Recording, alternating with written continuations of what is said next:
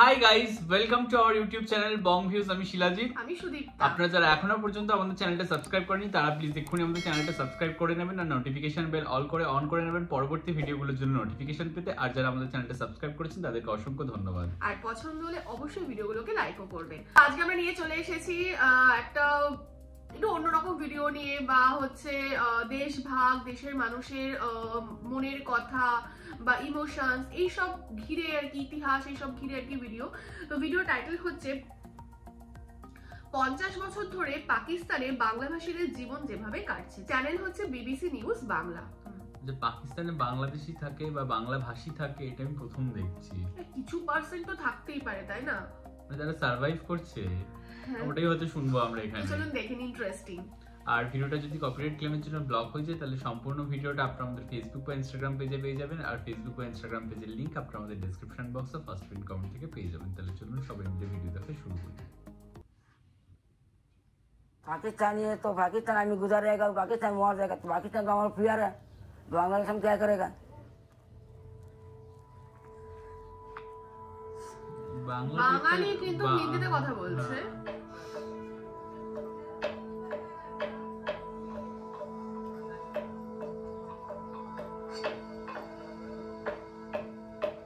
जंग हुआ ना, जंग का 60 साल का पेड़ आया स्टीमर से, तो नानी के साथ हम कराची में आया, तो इधर का बड़ा हुआ, इधर का नानी मेरे को शादी दिया ना, नानी चले गए, मर गया।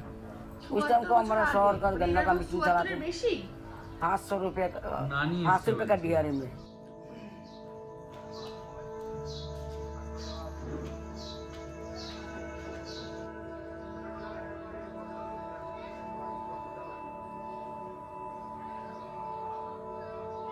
बांग्लादेश के सिर्फ नाम ही सुना, कोई पता कुछ भी नहीं, सिर्फ बांग्लादेश का नाम ही सुनने में आया, देखा तो कुछ भी नहीं। हम यहाँ पैदा हुए, मेरे माँ बाप यहाँ पे पैदा हुए, तो यहाँ तक कि मेरे दादा दादी जो हुए यही इसी पाक सरजमीन पे दफन है, तो हम कैसे पाकिस्तानी नहीं हुए?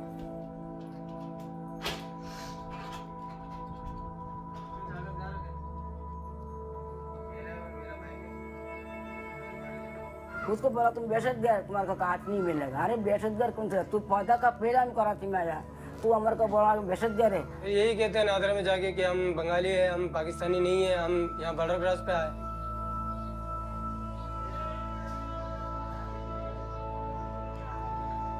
अस्पतालों में एडमिट नहीं होता बगैर NSC के, जैसे स्कूलों में कॉलेज में दाखिला नहीं मिलते, एडमिट नहीं मिलते। अब बड़े से कंपनी में जाओ तो वहाँ पर अगर आप मामले से क्लर्क की नौकरी भी करते हो तो वहाँ की भी NIC चाहिए। यहाँ तक कि पुलिस वाले भी तंग करते हैं, पुलिस वाले भी डायरेक्ट बंगाली बोल के सब बगैर चेकिंग बगैर कुछ पूछताछ के गाड़ी में बिठा देते हैं। 35 লাখ অনেক।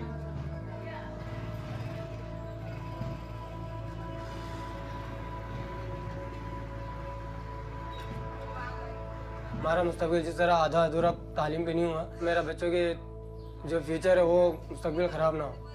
अगर हम नहीं पढ़ सके तो मेरे छोटे भाई बहन वो कुछ कर सके तालीम हासिल करके।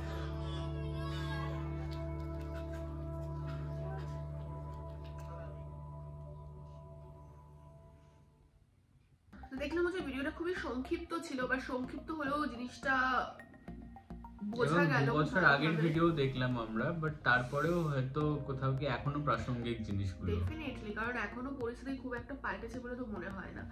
এবং পাকিস্তানে যে 35 লাখ এরকম বাঙালি রয়েছে এটা ভাবতেও অবাক লাগলো। আমি এটা তো খুব আমি তো পার্সোনালি ভিডিও শুরুর আগেও বলছিলাম যে আমি তো জানি না যে পাকিস্তানে বাঙালিরা রয়েছে। এটা 35 লাখ, তাও করাচিতে শুধু।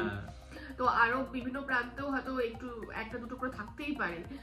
তো ব্যাপারটা হচ্ছে এখানে দেখলাম যে তারা তুই যেটা মানে ধরলিও প্রথমে যে বাংলা না বলার জন্য তারা হয়তো হিন্দিতে এই উর্দুতেই কথা বলছে, মানে বাঙালি সত্তাটা রয়ে গেছে, বাট তাদের কথাবার্তা তাদের আর সেই জ্ঞানটা নেই। তার কারণ হচ্ছে সেই নানা নানিরা কবে এসছে, তারপরে আস্তে আস্তে পরবর্তী প্রজন্ম সেখানকার ওই হিন্দি পরিবেশে, মানে হিন্দি না উর্দু পরিবেশে মিশে মিশে তাদের খুব স্বাভাবিকভাবে মাদার টাং ওই উর্দুই হয়ে গেছে, বাংলা হয়তো তাদের সেরকম ভাবে আসেও না, বাট ওই নামে ওই জাতটা বাঙালি ওটাই থেকে গেছে আর কি। এবং সেই জাতটা থেকে যাওয়ার জন্য তারা হচ্ছে আজও পুরোপুরি পাকিস্তানি হতে পারেনি এবং সুযোগ সুবিধা থেকেও বঞ্চিত, যেটা বলা হয়। তবে তারা কিন্তু মনে প্রাণে পাকিস্তানি হিসেবে নিজেকে মনে করে এবং হচ্ছে গর্ববোধ করে, এবং তারা তাদের কাছে হচ্ছে বাংলাদেশের জাস্ট নাম শুনেছে আর কিছুই সেভাবে যারা জানে না, তারা কোনোদিন যায়ও নি, তাদের পূর্বপুরুষরাও এখানেই জন্মেছে, মা বাবা বা নানা নানিরাও বহু বছর আগে এখানে এসেছে, তো ডেফিনেটলি সবকিছু তাদের মানে পাকিস্তানের সাথে রুট। এবং তার সত্ত্বেও হচ্ছে পাকিস্তানি গভর্নমেন্ট তাদের সেরকম সুযোগ সুবিধা দিচ্ছে না, সেটা পড়াশোনা বলুন, শিক্ষা বলুন, স্বাস্থ্য ক্ষেত্রে বলুন বা কর্মজীবনে বলুন, যেটাই হোক না কেন তারা বিভিন্ন রকম বাধার সম্মুখীন হচ্ছে এবং তাদের বিভিন্ন রকম সমস্যার সম্মুখীন হতে হচ্ছে, এবং এইভাবেই কয়েকটা জেনারেশন যাচ্ছে এবং পরবর্তী জেনারেশন কি যে হতে চলেছে তারও কোনো গ্যারান্টি নেই, বাট তারা ডেফিনেটলি যাতে তাদের যদি মানে ভবিষ্যৎ প্রজন্ম অ্যাটলিস্ট সেই সুযোগ সুবিধাগুলো পায় একজন সাধারণ পাকিস্তানি যেরকম পাচ্ছে। এবং এটা কোথাও গিয়ে একটা অনুপ্রবেশকারী বলে দেওয়া, সেটা কিন্তু একটা খুব ভুল জিনিস, কারণ মাঝখানে হচ্ছে ইন্ডিয়া রয়েছে, তো কোনোভাবে অনুপ্রবেশকারী তো তারা হতে পারে না। তারা হয়তো যখন পাকিস্তান অ্যাক্ট ছিল তখন তারা তাদের পূর্বপুরুষরা গেছে এবং তাদের মানে আপকামিং জেনারেশন মানে এনারা দুই প্রজন্ম যেটা বললো যে আমাদের বাবা মাকেও এখানে দাফন করা হয়েছে, তাহলে আমরা কেন পাকিস্তানি নই, আমরা তো মানে বাংলাদেশি কি করে বা বাঙালি কি করে হচ্ছি, বা তারা যে আপব্রিঙ্গিং হচ্ছে তাদের দেখলাম বাংলার সাথে বা বাঙালি কালচারের সাথে সেরকম কোনো লেনাদেনাও নেই। তো তারা মনে প্রাণে পাকিস্তানি যখন, এবার হয়তো সরকারদের ভাবা উচিত এবং তাদের পরবর্তী প্রজন্ম বা তাদেরকেও যারা এখনো পর্যন্ত জীবিত রয়েছে সেই পাকিস্তানি হিসাবে ট্রিট করাটা খুব দরকার হয়তো, মানে এটা হয়তো সেই জাতির জন্য ভালো হবে কোথাও গিয়ে। এবং সরকার যাতে একটু চেঞ্জেস আনে এবং তাদের জন্য সাংবিধানিক কিছু সংশোধনী আনুক এবং তারাও যেন তাদের যোগ্য মর্যাদা বা পাকিস্তানি নাগরিকত্ব এটা যেন পায় এবং আর পাঁচটা সাধারণ পাকিস্তানি নাগরিকের মতোই তারা যেন স্বাধীনভাবে এবং গর্বের সাথে পাকিস্তানি বেঁচে থাকতে পারে। এবং কোথাও গিয়ে সে আমাদের দেশে যেমন সংখ্যালঘুদের আর কি বিশেষ সুবিধা দেওয়ার একটা বিষয় থাকে, তো একটা দেশ মানে এগিয়ে যেতে গেলে তাদের ওই সংখ্যালঘু শ্রেণীকেও কিন্তু এগিয়ে যেতে হবে সমান তালে, না হলে কিন্তু মানে উন্নত দেশ হবে না। পাকিস্তানের আমরা জানি এমনিতেও মানে পরিস্থিতি ইকোনমিক্যালি খুবই উইক বর্তমানে, বাট তারপরেও যদি সরকার থেকে কিছু সাহায্য করে এনারাও আর কি একটু ভালো মানে থাকতে পারে, তার থেকেও বড় কথা যাতে নাগরিকত্বটা পায়, যেটা সুদীপটা বললো, তো সেটা খুব বেশি দরকার। সেটাই। তো যাই হোক, ভিডিওটা ডেফিনেটলি ইনফরমেটিভ ছিল, এরকম যে সত্যি কোথাও পাকিস্তানে এত বাঙালি রয়েছে এরকম করছে এটা আমাদের কাছে একদমই অজানা ছিল, তো আমরা জানলাম, নতুন ভাবে একটা আঙ্গিক আমরা পেলাম এবং কোথাও গিয়ে ভাবতেও বাধ্য হলাম এবং আপনারা যারা দেখলেন আশা করি আপনাদেরও মনেও কোথাও গিয়ে ভাবাতে বাধ্য করবে আর কি। তো যাই হোক, এটাই চাইবো যেন পরিস্থিতি যতটা সম্ভব তাড়াতাড়ি বেটারমেন্ট আসুক, যেটা আমরা বললাম। এবং আপনাদের যদি এই বিষয়ে কোনো বক্তব্য থাকে আপনারা অবশ্যই কমেন্ট বক্সে জানাবেন এবং আমাদের কন্টেন্ট যদি ভালো লেগে থাকে তাহলে অবশ্যই লাইক করবেন এবং আমাদের চ্যানেলটিকে সাবস্ক্রাইব করে যাবেন।